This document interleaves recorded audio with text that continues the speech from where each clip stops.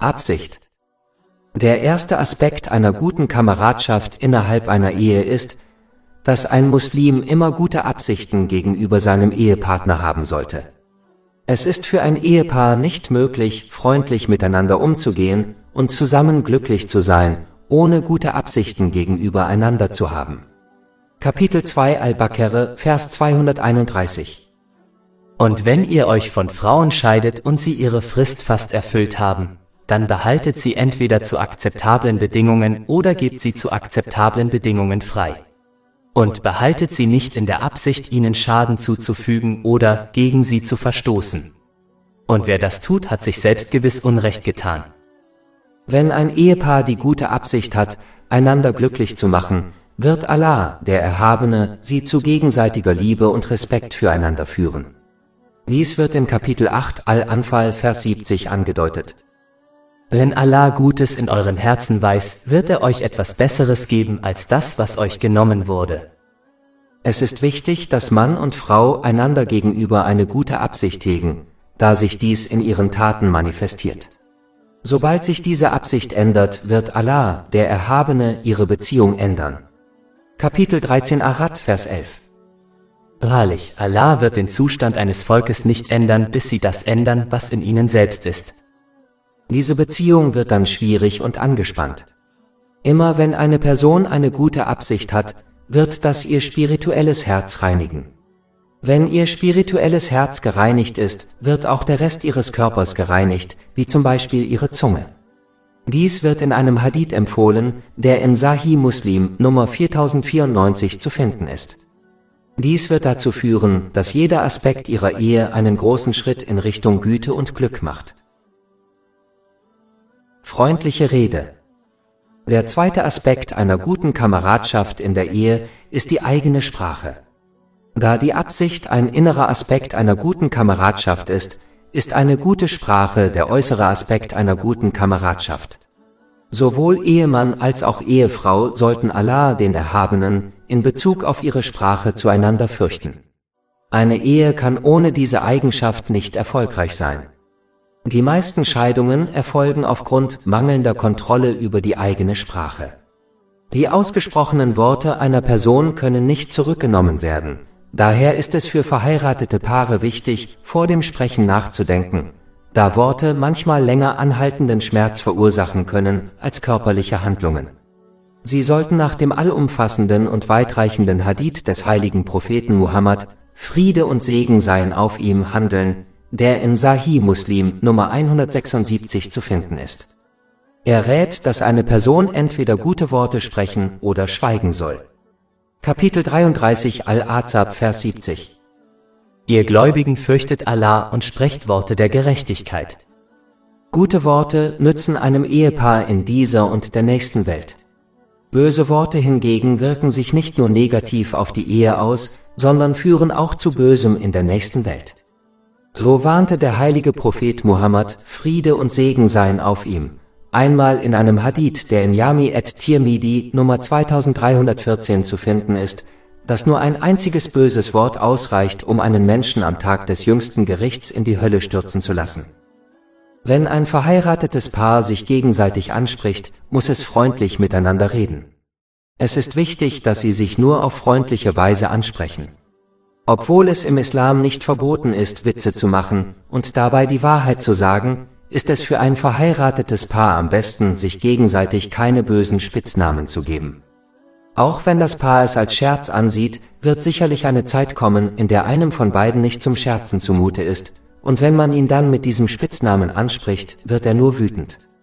Daher ist es am besten, sich immer freundlich anzusprechen und dabei besonders vor anderen bescheiden zu bleiben. Wenn man einander sarkastisch oder spöttisch anspricht, führt das nur zu Feindseligkeit. Mit der Zeit kann diese Feindseligkeit wachsen, bis sie zu einem Grund für Streit und sogar Scheidung wird. Es liegt in der Natur des Menschen, auf andere so zu reagieren, wie man selbst behandelt wird. Wenn man im Gespräch mit anderen freundlich ist, wird man im Allgemeinen feststellen, dass auch andere freundlich mit einem umgehen. Dies gilt umso mehr für verheiratete Paare. Freundlichkeit sollte auch dann zum Ausdruck gebracht werden, wenn ein verheiratetes Paar etwas voneinander verlangt. Ein Ehemann sollte nicht auf befehlende Weise um etwas bitten, sodass seine Frau sich eher als Dienerin denn als Ehefrau fühlt. Es ist allgemein bekannt, dass, wenn jemand auf freundliche Weise um etwas bittet, nicht nur die Chance größer ist, es zu bekommen, sondern dass die andere Person auch eher bereit ist, die Bitte zu erfüllen, als wenn sie auf harsche und befehlende Weise um etwas bittet.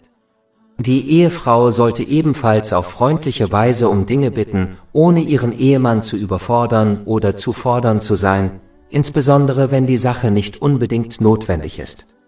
Eine Ehefrau wird eher bekommen, worum sie bittet, wenn sie auf freundliche Weise bittet, anstatt ihren Ehemann herabzusetzen und seine Gefühle ihr gegenüber in Frage zu stellen, wenn er zögert, ihre Bitte sofort zu erfüllen. Keiner der Ehepartner sollte wütend werden und harte Worte äußern, wenn seine Wünsche nicht erfüllt werden. Manchmal braucht es etwas Zeit, bevor eine Person einer Bitte nachgibt. Sie sollten niemals die vergangenen Fälle erwähnen, in denen ihre Bitte nicht erfüllt wurde. Sie sollten auch nicht behaupten, dass sich ihr Ehepartner nicht um sie kümmert. Dies führt nur zu Streit und entfernt den Ehepartner nur noch weiter von dem, was er verlangt hat. Um Streit und Belastungen für die Ehe zu vermeiden, sollte keiner der Ehepartner zu viele unnötige Dinge von seinem Partner verlangen. Diese Einstellung kann zur Belastung werden, da der Ehemann das Gefühl haben könnte, für seine Frau nichts weiter als ein Geldautomat zu sein.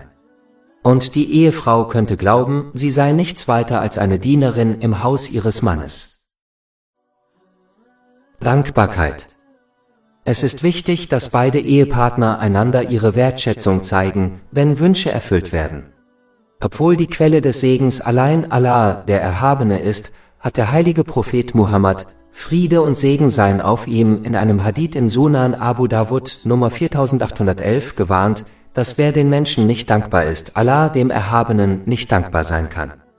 Denn obwohl die Quelle des Segens allein Allah, der Erhabene, ist, hat er eine Person als Medium ausgewählt, um den Segen zu überbringen. Daher ist das Danken gegenüber dem Medium tatsächlich eine indirekte Art, der Quelle des Segens zu danken. Aus diesem Grund werden Botschafter von Königen geehrt. Gemäß dem heiligen Koran erhält man mehr Segen, wenn man Allah, dem Erhabenen, dankbar ist. Kapitel 14 Ibrahim, Vers 7. Und gedenke, als dein Herr verkündete: Wenn ihr dankbar seid, werde ich eure Gunst gewiss vermehren. Einer der Wege, auf denen Allah, der Erhabene, jemandem mehr Segen zukommen lässt, besteht darin, dass diese Person Allah, dem Erhabenen, und der Person, die den Segen erteilt hat, Dankbarkeit zeigt. Wenn ein verheiratetes Paar also einander Dankbarkeit zeigt, wird es die Wünsche des anderen eher erfüllen, was zu einem größeren Segen führt. Aufmerksam sein. Es ist wichtig, dass jeder die Stimmung seines Partners erkennt, bevor er mit ihm spricht. Das heißt, wenn Sie bemerken, dass Ihr Partner müde, krank oder schlecht gelaunt ist, müssen Sie Ihre Worte noch sorgfältiger wählen, da ein Gespräch zum unpassenden Zeitpunkt oft zu Streit führt. In solchen Situationen kann es einen enormen positiven Effekt auf die Ehe haben, wenn man sich gegenseitig etwas Freiraum lässt. In solchen Situationen sollte man nicht unnötige Dinge voneinander verlangen, da es weniger wahrscheinlich ist, dass der Partner seinen Wunsch erfüllt bekommt und das Gespräch eher zu einem Streit führt. Argumente. Da Menschen nicht perfekt sind, wird ein Ehepaar während der gesamten Ehe Streit haben. Tatsächlich ist keine Beziehung frei von Streit.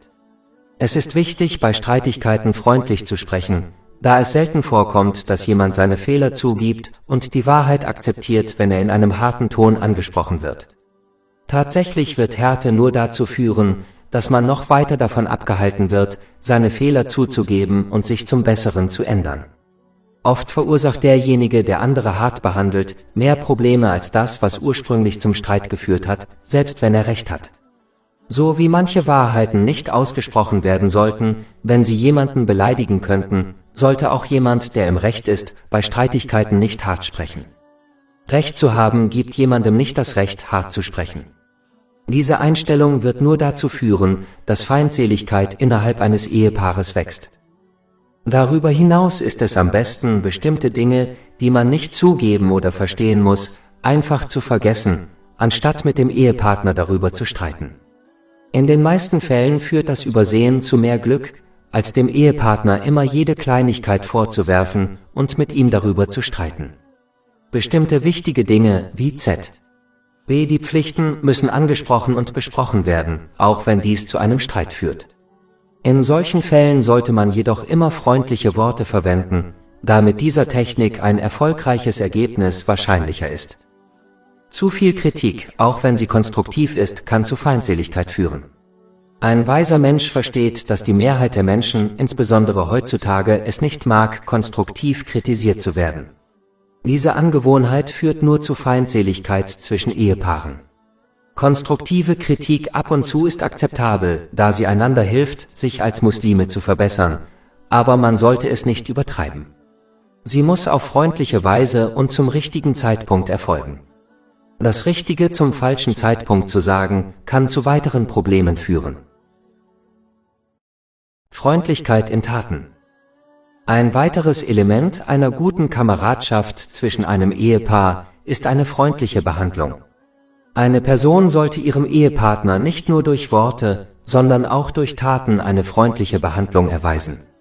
Tatsächlich hat der heilige Prophet Muhammad, Friede und Segen seien auf ihm, in einem Hadith in Jami at-Tirmidhi, Nummer 3895 darauf hingewiesen, dass der beste Mann derjenige ist, der seine Frau freundlich behandelt. Daher wird ein Muslim seinen Charakter nie perfektionieren, bis er seinen Ehepartner freundlich behandelt, selbst wenn er andere mit Respekt und Freundlichkeit behandelt. Die Rechte aller Menschen müssen erfüllt werden. Man kann nicht erwarten, Erfolg zu haben, indem man die Rechte einiger Verwandter erfüllt und die Rechte anderer ignoriert. Ein wahrer Muslim strebt danach, alle Rechte zu erfüllen, die ihm von Allah, dem Erhabenen, zugewiesen wurden. In einem Hadith, der in Jami at-Tirmidhi Nummer 2003 zu finden ist, wies der heilige Prophet Muhammad, Friede und Segen seien auf ihm, darauf hin, dass ein guter Charakter das Schwerste auf der Waage des jüngsten Gerichts sein wird. Daher ist es für Muslime unerlässlich, sich besonders gegenüber ihren Verwandten, wie etwa ihrem Ehepartner, so zu verhalten. Es ist eindeutig Heuchelei, die Außenwelt freundlich zu behandeln und die eigene Familie, wie etwa den Ehepartner, unfreundlich zu behandeln. Diese Person folgt nur ihren eigenen Wünschen und nicht den islamischen Lehren. Diese heuchlerische Person wird schließlich in dieser Welt entlarvt und entehrt und wird in der nächsten Welt eine schwere Strafe erleiden, wenn sie nicht aufrichtig bereut. Hausarbeiten. Ein Aspekt der freundlichen Behandlung in der Ehe besteht darin, dass sich die Ehepartner gegenseitig bei der Hausarbeit helfen. Tatsächlich half der heilige Prophet Muhammad, Friede und Segen seien auf ihm, seiner Familie bei der Hausarbeit und beweist damit, dass diese Arbeiten geschlechtsneutral sind. Dies wird in einem Hadith in Sahih Bukhari, Nummer 6039 bestätigt. Es ist jedoch wichtig zu beachten, dass ein Muslim der Tradition des heiligen Propheten Muhammad, Friede und Segen seien auf ihm, korrekt folgen und nicht seinen eigenen Gelüsten folgen sollte. Dieser Hadith fügt eindeutig hinzu, dass er zur Moschee gehen sollte, wenn es Zeit für das obligatorische Gebet war. Dies zeigt deutlich, dass Hilfe bei der Hausarbeit wichtig ist, das obligatorische Gemeindegebet in der Moschee jedoch wichtiger ist. Jede Tradition hat Priorität, und man sollte diese Reihenfolge korrekt einhalten und sich nicht die Traditionen herauspicken, denen man folgen möchte. Zeigen Sie Zuneigung. Ein weiterer Aspekt des freundlichen Umgangs ist, einander Zuneigung zu zeigen. Dies mindert nicht die Männlichkeit eines Ehemannes. Es ist eine Möglichkeit, seinem Ehepartner zu zeigen, dass er einen wichtigen Platz in seinem Leben einnimmt.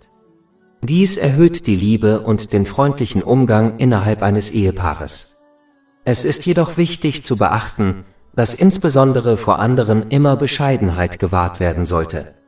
Aus diesem Grund ist es für ein Ehepaar wichtig, einen privaten Raum in seinem Zuhause zu haben, in dem es tagsüber etwas private Zeit miteinander verbringen kann.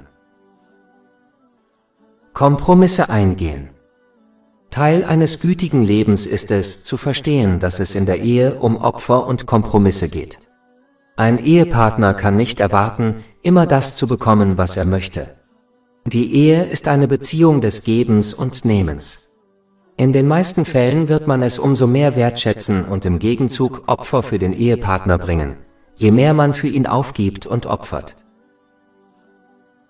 Aufrichtig antworten mit Gut. Selbst wenn der Ehepartner schlechte Manieren zeigt, sollte ein Muslim nicht mit gleicher Münze zurückzahlen, da dies kein Zeichen eines wahren Muslims ist. Stattdessen sollten sie Allah, den Erhabenen, und die Folgen schlechten Benehmens fürchten und sich ihrem Ehepartner gegenüber gut benehmen. Dies wird ihren Status in dieser und der nächsten Welt nur erhöhen. Und selbst die schlechtesten Menschen werden diese Reaktion von jemandem letztendlich zu schätzen wissen, auch wenn sie nicht zeigen. Ein Muslim sollte daran denken, dass Allah, der Erhabene, sie beobachtet und sie in beiden Welten belohnen wird. Wenn ein Muslim seinen Ehepartner um Allahs des Erhabenen Willen freundlich behandelt, dann liegt seine Belohnung bei ihm. Sie sollten keine Entschädigung von ihrem Ehepartner erwarten. Wenn man eine Belohnung von Allah, dem Erhabenen, möchte, sollte man um seinetwillen handeln und nur eine Belohnung von ihm und nicht von anderen erwarten. Dies ist ein äußerst wichtiger Punkt, den viele übersehen. Sie behandeln ihren Ehepartner freundlich und erwarten eine Bezahlung von ihm, obwohl sie um Allahs, des Erhabenen Willen handeln sollten, da er ihnen befohlen hat, ihren Ehepartner freundlich zu behandeln. Wer auch immer Belohnung von anderen verlangt, dem wird gesagt, dass er am Tag des jüngsten Gerichts eine Belohnung von ihnen erhalten wird, was jedoch nicht möglich sein wird. Dies wird in einem Hadith bestätigt, der in Jami at-Tirmidhi Nummer 3154 zu finden ist. Übersehen und verzeihen. Ein weiterer Aspekt der freundlichen Behandlung besteht darin, dass jeder Muslim die Märchenbilder der Ehe aus seinem Kopf verbannt, da niemand ein perfekter Mensch oder Ehepartner ist. Sie sollten stattdessen verstehen, dass auch andere weit davon entfernt sind, perfekt zu sein, so wie sie selbst es sind. Das bedeutet, dass andere Fehler genauso machen wie man selbst, und so wie man möchte, dass andere über einen hinwegsehen und ihm vergeben, sollte man auch die Fehler anderer übersehen und vergeben. Kapitel 24 An-Nur, Vers 22. Und sie sollen vergeben und nachsehen. Möchtest du nicht, dass Allah dir vergibt? Dies ist für verheiratete Paare noch wichtiger, da es nur zu Spannungen in der Ehe führen wird, wenn man Dinge nicht übersieht und loslässt. Jeder Muslim sollte lernen, Dinge loszulassen und nicht an Groll zu hegen und die Fehler der Vergangenheit seines Ehepartners gegen ihn zu verwenden. Leider ist diese Mentalität bei Muslimen heutzutage sehr verbreitet. Sie weigern sich, Dinge loszulassen und erinnern andere sogar Jahrzehnte später an ihre Fehler. Dies verringert nicht nur die Chancen, dass ihnen Allah, der Erhabene, vergibt, sondern führt auch zu Feindseligkeit und Schwierigkeiten in ihren Beziehungen. Da ein verheiratetes Paar viel Zeit miteinander verbringt, kann diese Art von Einstellung verheerend sein. Zu lernen, Dinge loszulassen, macht einen nicht nur zu einem besseren Muslim und erhöht die Chance, dass Allah, der Erhabene, vergibt, sondern es schafft auch Respekt und Liebe für einen selbst im Herzen des Ehepartners. Dies wird dazu führen, dass sich der Ehepartner mehr anstrengt, ihm zu gefallen. Abgesehen von unerlaubten Dingen sollte ein Muslim lernen, andere kleinere Probleme loszulassen und sie nicht zu einer großen Sache zu machen. Es ist traurig zu hören, dass verheiratete Paare oft über Kleinigkeiten streiten. Wer kleinlich ist, wird nie eine erfolgreiche Ehe führen. Er wird sich und anderen nur das Leben schwer machen. Wenn Allah, der Erhabene, nicht kleinlich ist, obwohl er über alles Bescheid weiß, sollten Muslime das auch nicht tun, wenn sie in ihren Beziehungen, insbesondere in der Ehe, etwas Freude finden möchten. Deshalb riet der heilige Prophet Muhammad, Friede und Segen seien auf ihm, in einem Hadith in Sahih Muslim, Nummer 3645, dass eine Person ihren Ehepartner nicht wegen einer Eigenschaft, die dieser besitzt, ablehnen sollte, da dieser andere Eigenschaften haben könnte, die ihm gefallen. Dieser Hadith rät auch, dass ein Muslim versuchen sollte, seinen Ehepartner positiv zu sehen, anstatt immer seine negativen Eigenschaften zu beobachten oder zu bewerten. Das bedeutet nicht, dass sie sich so verhalten sollten, als sei ihr Ehepartner perfekt. Es bedeutet, dass sie nicht an kleinen negativen Eigenschaften herumnörgeln sollten, während sie ihn sanft ermutigen, diese mit der Zeit aufzugeben. Es besteht ein großer Unterschied zwischen dem völligen Ignorieren der negativen Eigenschaften anderer und dem Verhalten, als seien sie perfekt, und dem Konzentrieren auf ihre positiven Aspekte, während sie ihnen sanft raten, sich zum Besseren zu ändern. Es kommt nur sehr selten vor, dass sich Menschen über Nacht ändern. Daher sollten Muslime Geduld haben, denn es braucht Zeit, um negative Eigenschaften abzulegen. Abschluss. Im Folgenden finden Sie eine Zusammenfassung der meisten Ratschläge, die bisher in diesem Buch gegeben wurden.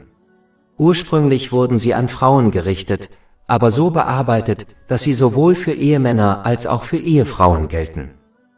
Wenn sich ein Muslim wie die Erde verhält und seinen Ehepartner jederzeit unterstützt, wird sein Ehepartner für ihn zum Himmel, indem er ihn vor Schaden bewahrt. Wenn ein Muslim seinem Ehepartner Seelenfrieden und körperlichen Frieden schenkt, wird er im Gegenzug zu einer Stütze der finanziellen, geistigen und körperlichen Unterstützung für ihn. Wenn ein Muslim danach strebt, seinen Ehepartner im Rahmen der islamischen Gesetze glücklich zu machen, wird er feststellen, dass sein Ehepartner im Gegenzug dasselbe tut. Wenn er seinen Ehepartner respektiert und ehrt, wird er dasselbe zurückbekommen. Das heißt, man bekommt, was man gibt. Ein Muslim sollte bescheiden sein und nur so sprechen und handeln, wie es Allah, dem Erhabenen, und seinem Ehepartner gefällt. Er sollte mit seiner Ehe und dem, was er besitzt, zufrieden sein, denn das ist wahrer Reichtum und wahres Glück. Wenn man die Medien beobachtet, ist es ziemlich offensichtlich, dass Ruhm und Reichtum kein Glück bringen. Tatsächlich lassen sich die meisten Prominenten trotz ihres Ruhms und Reichtums scheiden. Ein Muslim sollte sicherstellen, dass er sich für seinen Ehepartner schmückt und gleichzeitig Extravaganz und Verschwendung vermeidet, da dies ein Aspekt der Aufrechterhaltung der Liebe ist, die sie teilen. Man sollte sich immer der Stimmung seines Ehepartners bewusst sein und angemessen sprechen und handeln, da es zu Auseinandersetzungen kommen kann, auch wenn das Richtige zum unpassenden Zeitpunkt gesagt wird, zum Beispiel wenn man hungrig oder müde ist. Ein Muslim sollte den Wert des Geldes schätzen und es nicht verschwenden, da dies Allah, dem Erhabenen, missfällt und einem gottesfürchtigen Ehepartner missfällt. Das Ehepaar sollte der Bildung in religiösen Angelegenheiten höchste Priorität einräumen und sicherstellen, dass seine Kinder sowohl in weltlichen als auch in religiösen Angelegenheiten eine gute Bildung erhalten. Diese Bildung wird die Bindung zwischen ihnen stärken. Ein Muslim sollte versuchen, die vernünftigen Wünsche seines Ehepartners zu erfüllen, solange dies nicht den Geboten Allahs, des Erhabenen, widerspricht. Denn wenn man seinen Ehepartner ständig abweist, kann das zu Ärger und Streit führen. Alles, was zwischen ihnen geschieht, sollte geheim gehalten werden, da das Verraten von Geheimnissen das Vertrauen zwischen einem Ehepaar zerstören kann. Die einzige Ausnahme ist, wenn man den Rat eines anderen sucht, aber selbst dann sollte es nicht zu einer öffentlichen Angelegenheit werden und nicht an zu viele Leute weitergegeben werden. Ein Muslim sollte innerhalb gewisser Grenzen versuchen, die Gefühle seines Ehepartners zu spiegeln. Er sollte zum Beispiel nicht offen seine Freude zeigen, wenn sein Ehepartner traurig ist, da dies dazu führen kann, dass eine Person glaubt, dass ihr Ehepartner sich nicht um ihre Gefühle kümmert. Ein Muslim sollte lernen, innerhalb der Grenzen des Islam Opfer zu bringen und Kompromisse für seinen Ehepartner einzugehen, da dies dazu führen wird, dass sein Ehepartner sich bemüht, ihn zufriedenzustellen. Eine gute Möglichkeit, sich all dies zu merken, ist, dass ein Muslim seinen Ehepartner so behandeln sollte, wie er möchte, dass sein Geliebter von seinem Ehepartner behandelt wird. Zum Beispiel sollte ein Ehemann seine Frau so behandeln, wie er möchte, dass sein Schwiegersohn seine Tochter behandelt. Oder eine Frau sollte ihren Mann so behandeln, wie sie möchte, dass ihre Schwiegertochter ihren Sohn behandelt. Allein die Übernahme dieser Mentalität würde ausreichen, um unzählige Probleme innerhalb der Ehe zu lösen. Über 500 kostenlose E-Books, Hörbücher, Infografiken, Podcasts und Blogs auf unserer Website verfügbar: www.shakepot.com